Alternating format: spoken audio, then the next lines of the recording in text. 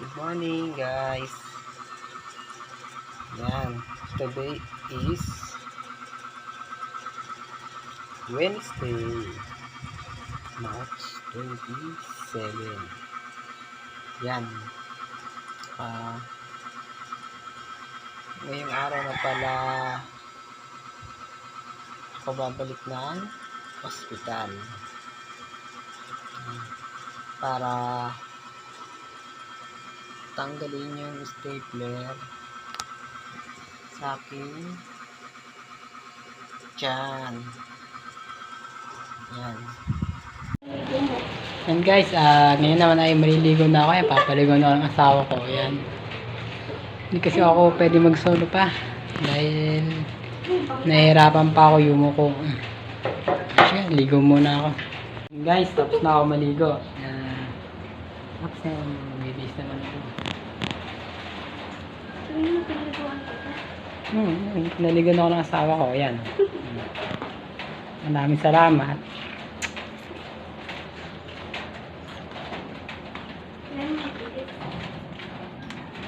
Ayun nga pala guys, hintayin nga pala namin yung sasakyan naming taxikel. Yan, yung asawa ko. Yan. Hintayin namin para taxikel. Para ihatid kami sa hospital. Yan. Hintayin namin siya maya maya. Siguro nandito na yun. Kaya yun, antayin na lang namin siya. Kasi siya mag-ahatid sa amin. Kaya hintayin lang namin. Dumating namin taxikel. Yan. Yan. Dumating na siya. Ito yung mag-ahatid sa amin.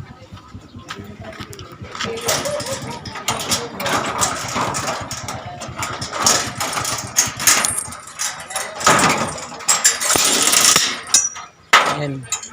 Yan guys, ito yung sasakyan namin taxikel. Oh, wala yan.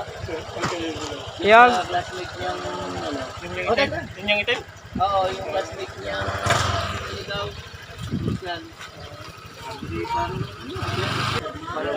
Dali mo sa club ko. Sa club ako. Bye-bye. Asin mo na ako, Aaron. Kaya naman kasi atay. Ayaw, bababasik.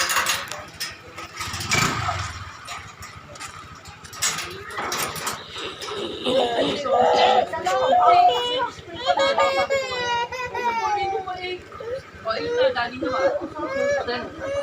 Kaya doon sa,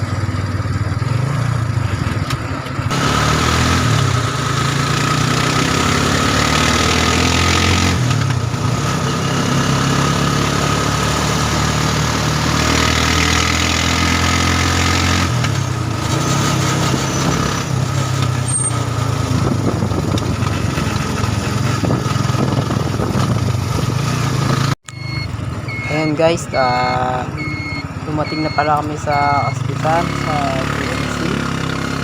Dito sa Global sa may bae. Yan. Yan, paikot na kami dito guys. Yan. Tapos yan. Dito na kami dito saglit. Yan. Yan guys, yung pababa na ako. Medyo nahirapan ako dito dahil nangali ako kaupo dahil sa aking tahid sa tiyan. Saan tayo? Dito na. Paluan kay Mami. Schedule po kasi namin, tatanggalin po yung stapler. Stapler po may sakit. Tatanggalan. Opo, na-opera. Gusto mo ba daan? Dito. Dito.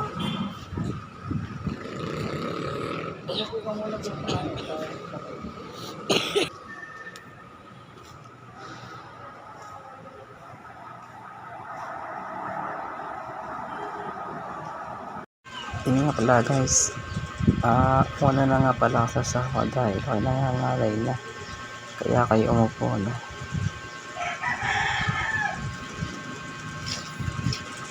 And tapos na yung asawa ko sa pinalapan din sa labas yan, tapos diretso na kami sa 3rd floor. Yan, sabi niya pa nga dito, may salamin daw, sarap manalamin sa elevator. Tapos tawa si kuya. And guys, nakarating na kami. Ay, 3rd floor pa pala ito. Sa 4th floor pa pala kami akit. At yan guys, dumating na kami dito. Yan. Tapos, yan. Yan, may pinipila pa na yung asawa ko. Sabi nung na sa clinic, mag-fill up daw muna kami dito para alam ni Doc kung ano daw yung aanin sa amin. Ayan. Tapos nagkantay na ulit kami ng mga ilang minuto kasi dahil wala pa si Doc na magtatanggal ng stapler sa tiyan ko. Ayan. Ayan na guys, yan, binibigyan pala ako dito ng asawa ko. Ayan sabi niya, ba't tawa daw ako ng tawa. Ayan, bakit nakausap po si Doc dahil natanggal niya na yung stapler sa tiyan ko dahil sobrang sakit. Ayan. Ayan, sabi ni Doc, wag daw akong wala naman daw kung nagbabawal na kainin sa akin, kaya yan, pinakausap ko siya dyan. Yan, tinanggal niya na. Tinanggal niya na yung tatlong stapler muna. Yan. Tapos maya yan. Yan, kumuha na si Doc dito ng ng gamit niya para linisin yung tahi ko sa tiyan. Yan, kumuha siya dyan ng aksonada para ipang-lilis dun sa akin dyan.